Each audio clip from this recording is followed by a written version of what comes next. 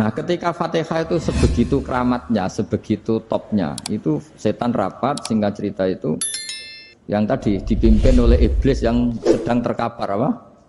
Terus tali obatnya nggak ada, cuma dia shock karena ada surat yang turun yang melafatkan itu pasti selamat dari apa? Neraka. Nah ini gimana saran Anda? Terus sarannya adalah bikin orang-orang itu lupa, tidak baca Fatihah. Nah ini rapatnya iblis. Idzabu wajtahidu hatta tufilu qulubahum hatta la yaqulu hadis surah. Kala yuksiru qira'ataha wa la yakunu lahum ajrun wa thawabun bal yakunu lahum adzabun wa iqabun.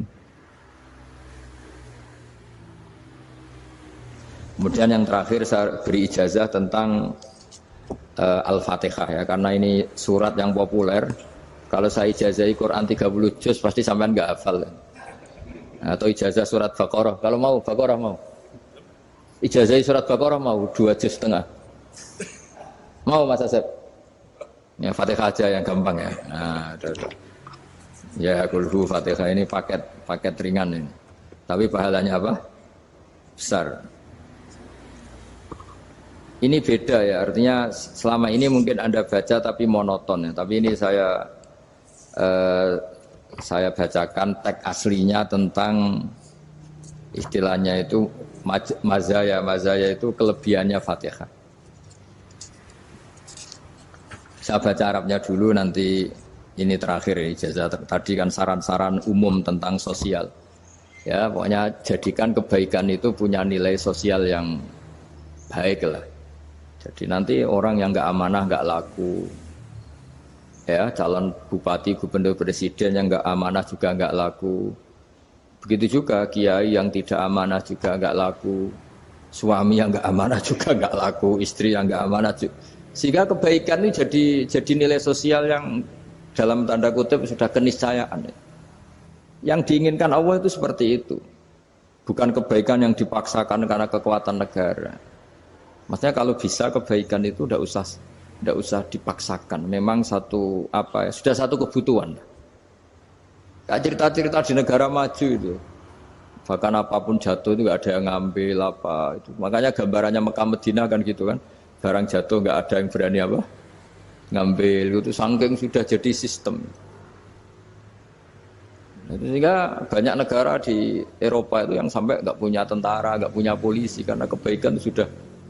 Nah kita kan masih capek, polisinya aja capek apalagi masyarakatnya, karena ya kebaikan itu belum jadi nilai apa bersama. Nah kita selain ditopang negara, ada polisi, ada tentara, itu kita usahakan kebaikan itu jadi nilai apa bersama. Tadi wa'tamiru bainakum bima'ruf. Dan kita punya reputasi yang bagus dalam bab ini. Saya masih ingat kecil saya itu yang jilbaban hanya keluarga kiai. Sekarang rata-rata masyarakat itu jilbaban. Dulu yang sekolah SMP, SMA itu jilbaban kadang dulu malah dilarang ya, harus sama seperti itu seragamnya. Sekarang sudah boleh. Dan nyaman. Lama-lama yang dapat simpatik ya yang pakai pakaian model tertutup seperti itu. Lama-lama gamane cara wong golek mantu ya golek yang seperti itu daripada yang blodor. Lama-lama jadi nilai bersama. Ya ingin saya seperti itulah. Di terminal juga sama. Orang mau makan cari warung yang kelihatan ada ayat kursinya, pakai jilbab, atau paling enggak dia enggak mungkin lah nyuguhkan yang tiren atau yang haram. Kan ada garansi sosial, ada apa? Ada garansi apa? Sosial. Dengan penampilan yang soleh itu kan, masa iya nyuguhkan oplosan babi gitu misalnya itu. Jadi nilai sosial itu harus harus benar-benar jadi nilai. Sehingga negara biar gak capek-capek. Polisi juga gak capek kan, karena tugasnya corong Jawa mau ngawat-ngawati tok, tapi sudah tidak perlu tegang karena kebaikan sudah jadi nilai apa bersama. Ya, ingat-ingat ya ayatnya tadi, wa'tamiru bainakum bima'ruf. Jadi kebaikan itu harus jadi nilai bersama. Iktimar itu menjadi urusan bersama. Makanya kalau kita rapat besar disebut apa? Muktamar. Muktamar itu urusan bersama. Tadi imamnya sholat juga menopang Gojek karena enggak lama-lama nopang Grab, nopang Kernet, nopang penjaga Indomaret, penjaga bensin, pom bensin. Lah dia hanya punya waktu 5 menit terus imamnya baca Baqarah kan. Iya imamnya mursyid, mungkin dia tambah lama tambah dapat aplaus dari muhibbinnya, tapi makmumnya Dia tambah lama dapat penghormatan dari pecintanya, tapi kitanya wah khusyuk wali kan dia dapat status naik lah, kita yang sudah tidak ikut jadi wali diganggu apa pekerjaannya. Kalau ada imam seperti itu sampai mufarokoh saja, niat ya Allah sampai sini saja saya makmum orang itu, silakan orang itu punya urusan sendiri dengan jenengan ya sudah, atau salib saja apa ya, itu boleh. Kalau dalam fikih namanya apa, mufarokoh. Mufarokoh itu niat, tapi kamu jangan langsung selonong mufarokoh, niat dulu pamit sama Allah bahwa sekarang mau mufarokoh. Ya, tapi ya jadi sholat yang aneh kan, imamnya masih rukuk, kamu terus sujud, terus apa-apa selesai ya.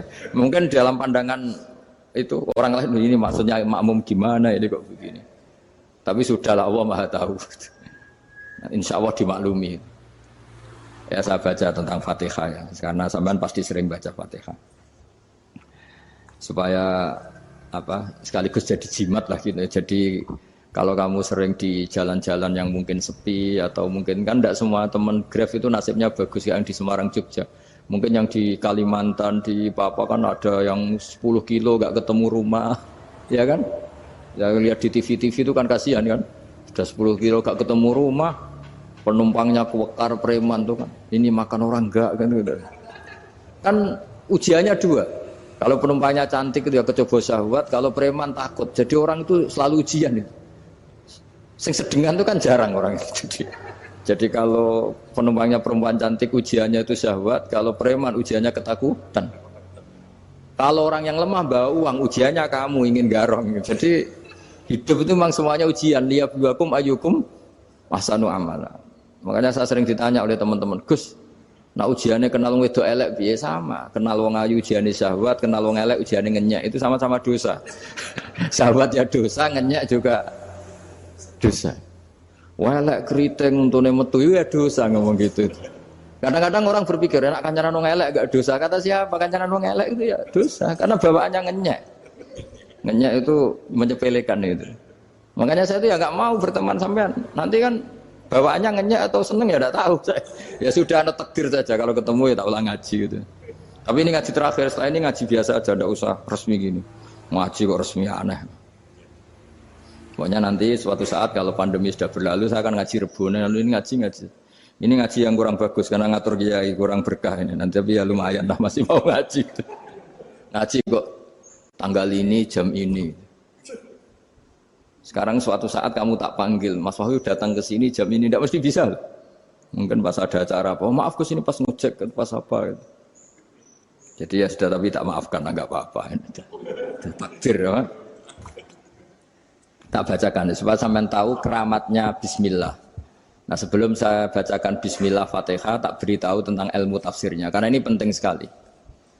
Fatihah itu dawuhnya Allah, tentu itu dawuhnya Allah. Saya ulang lagi, itu kalam Allah. Tapi yang sudah diberikan kesampaian ke kita semua. Sehingga seakan-akan itu menjadi dawuhnya kita ke Allah. Jangan salah loh ya. Fatihah itu dawuh Allah tapi sudah diberikan ke kita. Sehingga posisi kita itu yang punya itu. Nah, kenapa ini perlu dijelaskan? Karena nanti ada kalimat iyyaka na'budu wa iyyaka nasta'in. Kalau itu masih kalam Allah, berarti Allah ngomong ke kamu, ngendikan ke kamu, kepadamu aku menyembah. Masa Allah menyembah kamu? Nah, sehingga ilmu tafsir itu menyelesaikan itu dulu ya. Saya ulang lagi ya, sebelum sampean sering baca Fatihah, aku yakin ya sering baca. Tapi barokahnya tidak paham itu tidak pernah janggal. Enggak paham itu ya penting supaya ada iskal, enggak janggal. Sebetulnya di kalimat itu ada yang janggal. Kalau Fatihah itu kalimatnya Allah atau kalam Allah, bagaimana dengan kata-kata iyyaka na'budu? Masa Allah ngendikan ke kita, kepadamu kami menyembah. Masa Allah menyembah kita? Maka penyelesaiannya secara ilmu tafsir gimana? Semua ulama mengatakan, bukan satu dua, semuanya mengatakan di Fatihah itu semuanya diberi kawalan kalimat. Saya ulang lagi ya, di Fatihah itu semuanya diberi awalan kalimat qulu, katakan wahai hambaku begini. Ya, katakan wahai hambaku begini. Nah, begini ini pelajaran dari Allah yang sudah diberikan ke kita.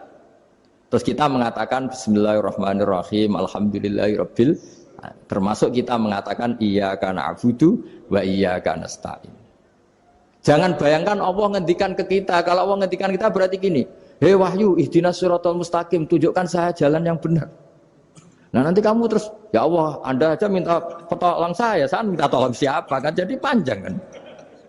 Ya, saya ulang lagi ya. Jadi itu di Ulumul Quran diterangkan gimana? Sebelum baca Fatihah, ya. Fatihah itu kalamullah, ngendikane Allah, tapi yang sudah diajarkan ke kita dan sudah milik kita. Sehingga kalimat itu menjadi milik kita. Tapi ya kalamullah, tetap kalamullah, tapi sudah menjadi milik kita.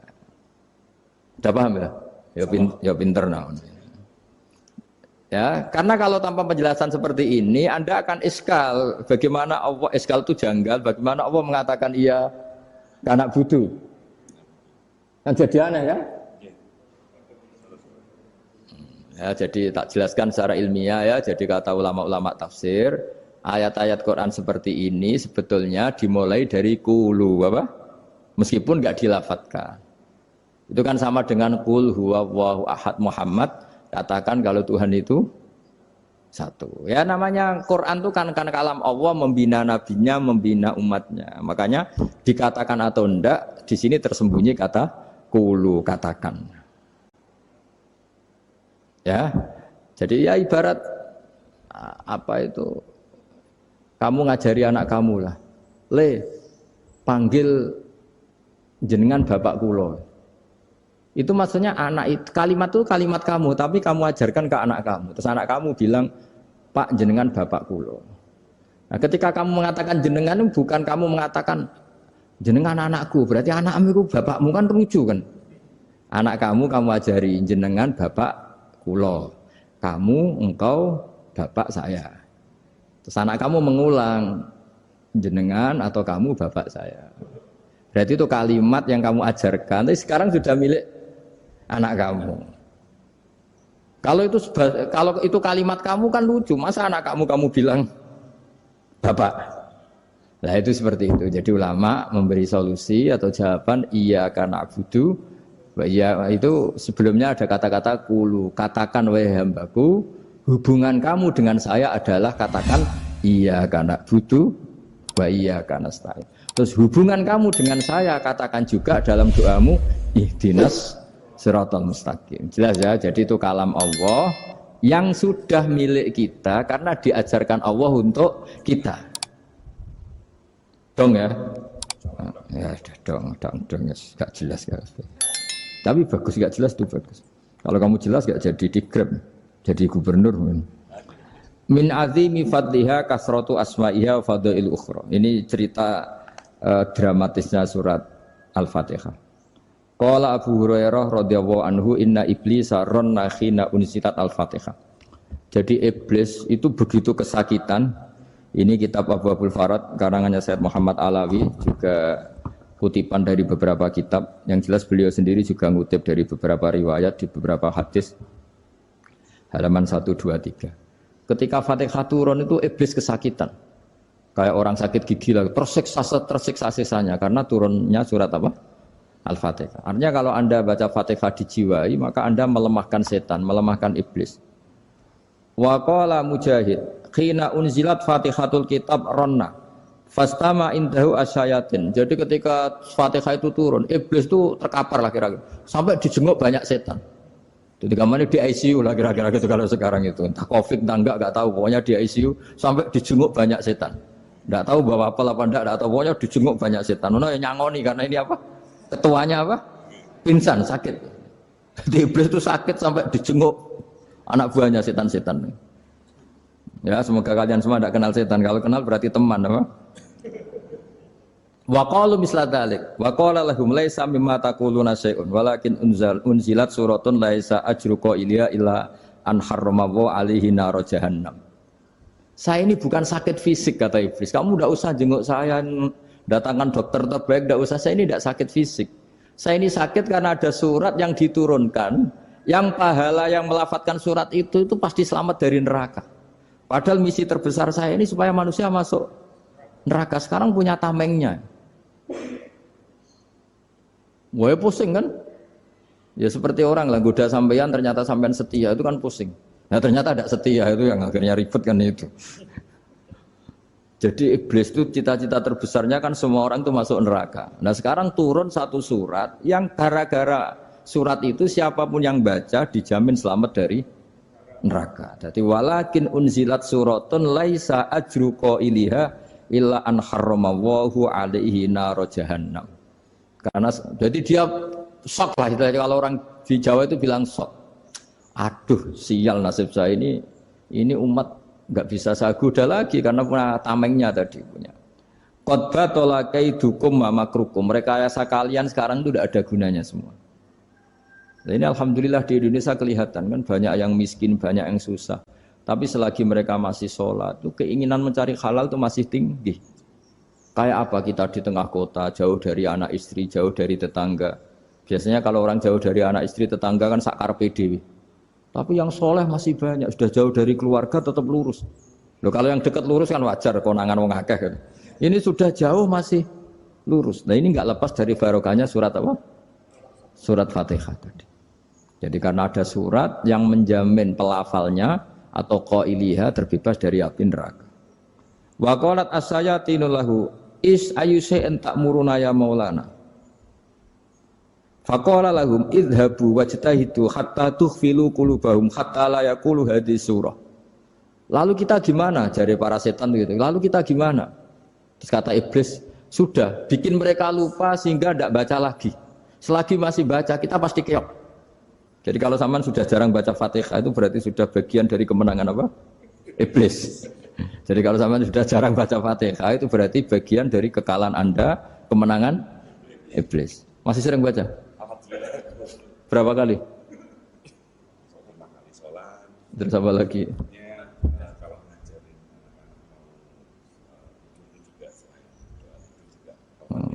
Kok 5 kali tok itu? Berarti pas salat fardu tok itu.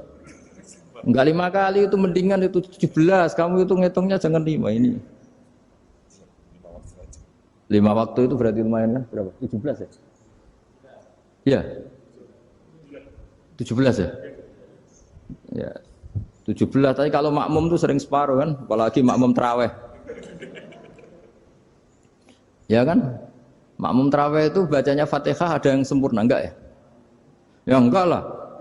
Baru alhamdulillahirabbil alamin mampu ruku ikut ruku ini gitu. Makmum kan yang tarawih lah, Mas. Kalau tarawih jarang sempurna ya. Fatihahnya itu. Kan imam sudah ruku. Kamu bacanya Fatihah sampai mana tuh? Baru setengah ya. Ya paling pas tarawih aja kan enggak sempurna ya. Apalagi kalau imamnya sing kilat tuh waduh malah. Nah, ketika Fatihah itu sebegitu keramatnya, sebegitu topnya, itu setan rapat singkat cerita itu yang tadi dipimpin oleh iblis yang sedang terkapar apa? Terus tadi obatnya enggak ada, cuma dia shock karena ada surat yang turun yang melafatkan itu pasti selamat dari apa? Neraka. Nah ini gimana saran Anda? Terus sarannya adalah bikin orang-orang itu lupa, tidak baca Fatihah. Nah ini rapatnya iblis. Idhabu wajtahidu hatta tufilu qulubahum hatta la yaqulu hadhihi surah. Kala yuksiru qira'ataha wa la yakunu lahum ajrun wa thawabun bal yakunu lahum adzabun wa iqabun.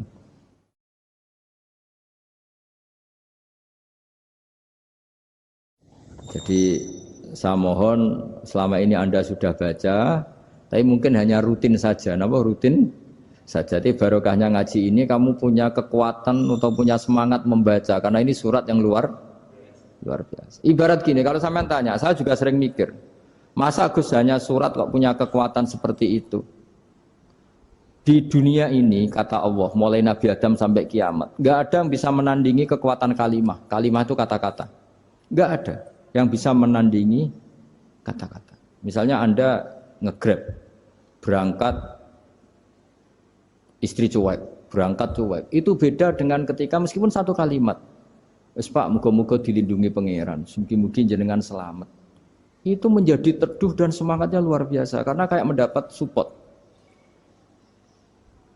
Jadi kira-kira kalimat itu hubungannya kita dengan Allah Fatihah itu seperti itu. Kamu melafadzkan satu kata-kata yang dibenarkan langit bumi, dibenarkan aras, dibenarkan malaikat, dibenarkan semua penghuni di dunia ini. Sehingga tuh efeknya luar biasa. Itu seperti gini ya, kamu cerai sama istri, terus nikah lagi katut babon. 10 tahun anak kamu dididik, ibunya benci kamu. Dan memang Anda layak dibenci. Duwidek. Dan sampai nggak pernah manggil kamu Pak. Suatu saat, kamu tentu rindu kan, ingin dipanggil Bapak oleh anak kamu. Suatu saat anak ini manggil kamu Pak E. Wah itu senengnya bukan main. Hanya sebuah kata-kata. Makanya kadang-kadang orang itu tanya sama kiai, ijazah lafadz ini gunanya apa sih? Itu ijazah-ijazah itu untaian kata-kata. Yang kata-kata ini dibenarkan langit dan bumi dan aras dan para malaikat. Sehingga efeknya itu luar. Nah ibarat seperti itulah. Kamu melafadzkan Fatihah itu melafadzkan kata-kata yang dibenarkan Allah dan Rasul dan semua malaikat, semua penghuni langit. Maka ini efeknya pasti luar. Nah di sini lah orang-orang dulu itu tahu keramatnya itu. Sehingga ketika melawan Belanda, melawan Jepang dulu itu kalimat-kalimat itu menjadi mantra yang luar biasa. Doa yang luar biasa. Tapi di era modern karena orang sudah tidak ngerti itu, dianggap itu mantra, jimat, khurafat, bid'ah, waduh ribet meneh malah. Sebetulnya tidak seperti itu. Memang kata-kata ini kekuatannya luar biasa. Sama kesakitan hati kamu juga karena itu. Ngojek wangilan. Lha Pak di bojo kok kowe gagahe tok kere. Wah, iku seling terus mesti. Padahal kalimat itu kan tidak melukai secara fisik, tapi apa kerjanya sesuk sarasa-rasen. Karena terus dengan pengadilan seperti itu kan, ngapain kerja demi perempuan yang seperti ini? Lagi-lagi kata-kata ini luar. Nah bayangkan kalau kata-kata itu adalah kalimat yang diajarkan Allah lewat Rasulnya, lewat malaikat Jibril. Kayak apa kekuatannya itu? Nah, kira-kira Fatihah itu gitu. Kalimat yang baik, kalimatan thayyibah diajarkan oleh Allah dan Rasul, kayak apa kira-kira kekuatannya? Pasti luar biasa. Wong support yang dikatakan istri kita, anak kita aja luar biasa, apalagi ini support yang diajarkan Allah dan Rasul. Ya makanya saya mohon kalau baca Fatihah, baca kalimat-kalimat thayyibah ketika sholat itu dijiwai. Ya misalnya Rabbana lakal hamdu mil'us samawati wa mil'ul ardi wa mil'u ma syi'ta min syai'im. Engkau zat yang layak dipuji dan pujian ini memenuhi langit dan bumi. Karena kita tahu nggak ada sejengkal di alam raya ini kecuali di situ ada rahmat Allah. Misalnya kamu bisa lewat sampai rumah saya, kamu mungkin anggap biasa saja.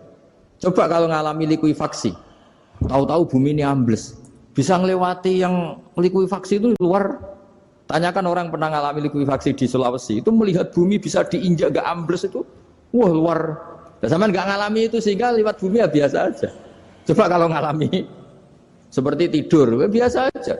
Coba kalau ada gempa, bahwa bumi tenang ini sudah nikmat yang luar biasa. Masa kamu ngakui nikmat nunggu digituin? Ya kan? Nah, makanya baca Fatihah dijiwai lah, bahwa ini kalimat yang luar biasa. Nah, saya teruskan. Warwa Muslimun fi sahihihi an Ibnu Abbas radhiyallahu anhuma annahu qala bainama Jibril alaihi salam qaidun dan Nabi sami anaqidan min fawqih farafa'a ra'sahu faqala hadza babun minas sama futihal yawma lam yuftah qaddu ilal yaum fanazala minhu malakun faqala hadza malakun nazza ilal ardi wa lam yanzil qaddu ilal yaum fasallim faqal absyir binuraini qad uti tahuma lam yu'tahuma nabiyyun qablak Fatihatul kitab wa khawatimu suratil Baqarah. Jadi suatu saat Jibril ini jagongan kira-kira gitu sama Rasulullah. Tahu-tahu langit itu gemuruh. Karena langit gemuruh kata Jibril terus semuanya ngangkat kepala ke langit. Ini pintu langit baru ini dibuka, yang sebelumnya tidak pernah dibuka seperti ini. Turunlah malaikat, yang malaikat ini pun malaikat spesial yang enggak malaikat murahan lah kira-kira gitu, yang enggak pernah turun ke bumi kecuali juga saat itu. Dengan penyambutan yang luar biasa, dengan semuanya tidak pernah terjadi. Hanya karena surat Fatihah. Jadi ini surat yang luar biasa, pengawalannya lewat malaikat yang spesial, enggak pernah turun di bumi kecuali saat itu. Penyambutannya juga enggak pernah seperti itu, baru seperti itu. Jadi semuanya itu spesial. Nah, kenapa ini spesial? Karena di situ ada isi puja-puji kepada Allah Subhanahu wa taala. Ada ikrar kita, alhamdulillahirabbil alamin, arrahmanir rahim. Ikrar ini penting. Kalau contoh paling gampang gitulah. Kamu punya istri selama ini cerewet terus. Suatu saat ngomong, Pak, tak angen-angen rono wong lanang kayak sampeyan. Wah, itu langsung tidak ada lelaki sebaik engkau. Itu sama senengnya, masya Allah. Karena ada ikrar dari seorang istri ke kamu. Nah, bayangkan kalau ikrar kita sebagai hamba diakui oleh Allah Subhanahu, maka ikrar ini akan dicatat sebagai kebaikan kita yang kita panen nanti di akhirat. Karena ada ikrar. Kita ikrar bahwa alhamdulillah rabbil alamin. Kita ikrar ar-rahmanir rahim. Kita ikrar maliki yaumiddin. Kita ikrar iyyaka na'budu wa iyyaka nasta'in. Sampean misalnya jadi orang Indonesia, ketemu orang Indonesia yang makmur di Jerman, terus lupa Indonesia. Kamu orang Indonesia? Enggak, saya enggak orang Indonesia. Mangkel gak kira-kira? Mangkel. Karena salah ikrar kan gitu. Ya, jadi saya mohon jangan anggap kalimat itu hal yang biasa, tapi luar biasa. Nggih, ngoten mawon. Assalamualaikum warahmatullahi wabarakatuh.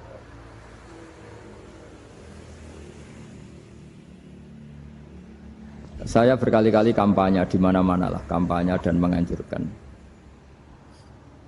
Di antara catatan dalam Suhufi Ibrahim wa Musa kan ada kan di Quran itu yang dinamakan lampiran-lampiran wasiatnya Nabi Ibrahim dan Nabi apa?